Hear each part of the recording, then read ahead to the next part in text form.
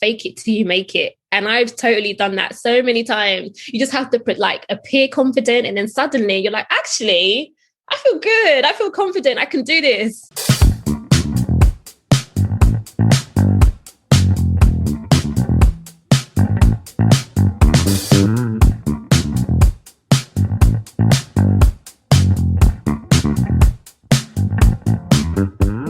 So my name is Amaka Uche and I work in graduate recruitment. I'm what we call a graduate recruitment talent manager. And I'm super passionate about getting the next generation of talent into technology. And on the side, I do lots of social media, like careers content. And I'm just generally just really interested in careers, personal development, and inspiration.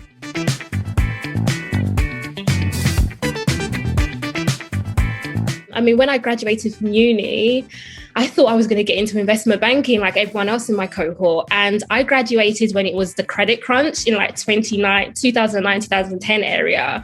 And it was so hard to get a job in that kind of industry. So I started kind of going in and thinking, okay, what am I good at? What did I like at university? And one of those things was human resources. That's one of my favorite modules. And I guess from there, the rest is history.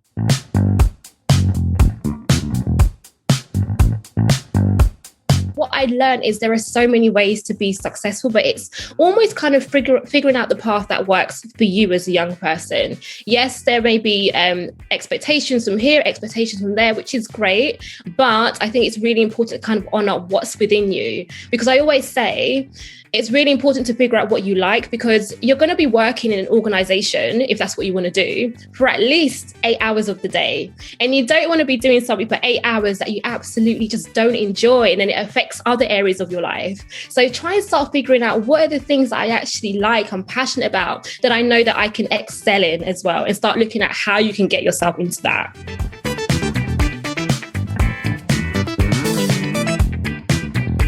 Even just saying it, I remember that it was a lot of anxiety and fear. And I guess it's quite similar to the time that we're living in now. Although I graduated in 2010 when it was, credit crunch, people were so worried about the state of the economy and the industries. It's like now, people are so worried about the state of the economy and what's going to happen. There was so much uncertainty.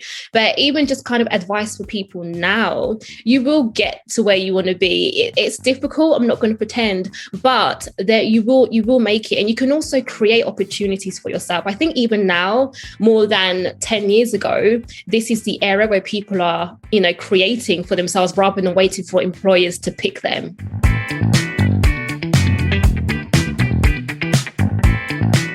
I feel you really have to learn how to talk about yourself, and not in a way that's conceited or arrogant, but just talking about your achievements, because at the end of the day, for a job, we want to know what you have done. We're picking the best candidate. So are you able to show that you're the best? So it's just confidently talking about all the amazing things that you've done. I always say in a job interview, there's no such thing as showing off. We want to know everything that you've done, all the amazing things that you've done, because we want to pay you for all of that. We want you to join and also continue to shine, bring forth new ideas, bring forth your brilliance. Don't hide it. And I always say confidence doesn't just mean that you're loud and, those people, those personalities that are really out there. Sometimes that is confidence, but you also have some people that have that quiet confidence. And that is just being really assured of who you are and self-assured of what you bring to the table. So I always say to young people, just be assured of who you are, what you bring to the table, and what you can actually do. Don't feel like, I'm showing off, they're not going to like me. Show off yourself. That's why you're at an interview. We want to know, because at the end of the day, you want to get the job. The reality is, for most applications, let's say there was one role, you have 100 people applying. So you have to do whatever you can do to make yourself stand out. So if it means showing off your achievements, do it. I don't see anything wrong with that whatsoever. But there is a huge difference between the confidence and showing off what your achievements and being arrogant. Nobody wants to hire anyone that's arrogant and thinks they know it all. No. but you can be confident. And I always say, just practice confidence. And if you don't feel you're confident, I always say practice through like videos. There are so many videos out there on YouTube. There are books on confidence. There are podcasts on confidence. There's so much that you can learn. As a young person, I was very shy, very, very shy. Most people don't believe it. Very, very shy. But I had to almost learn to kind of put myself out there, because if not, no one's going to notice you. No one's going to give you the opportunities. You have to put yourself first in these things. And I learned through books, lots and lots of books on how to be confident and how to be a confident woman. And then as I practiced it, it happened and it became a natural part of me.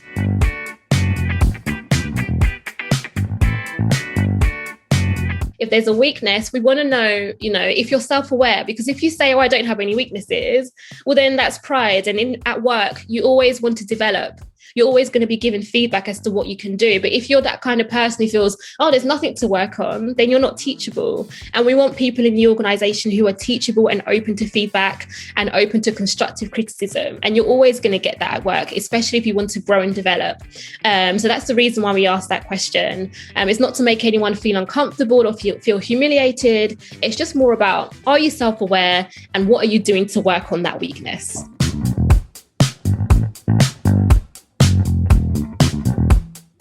So in terms of like the candidates I'm looking for people who are really like curious. So, and the reason I say curious is because we want people who can come into an organization and say, is there another way of doing things here?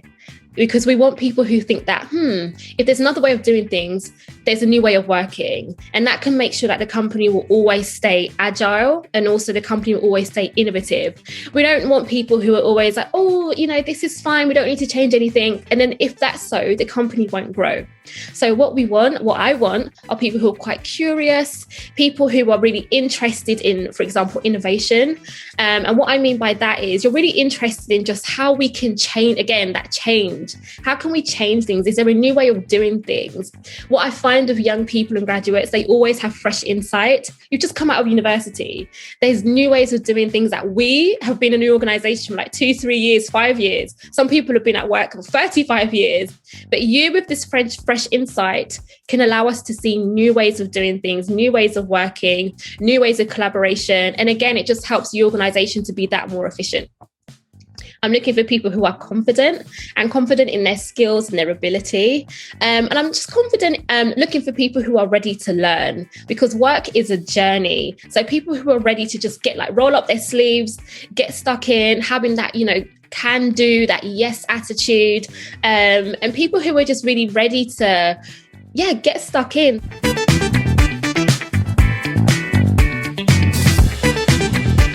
Number one, if you have a passion about a particular area of work or an industry you want to get into, I would say do your best to follow that passion. But with that, you must do your research because you may think that you want to do something, but you don't know the realities of it. So make sure you always do your research and keep on educating yourself on what you want to do.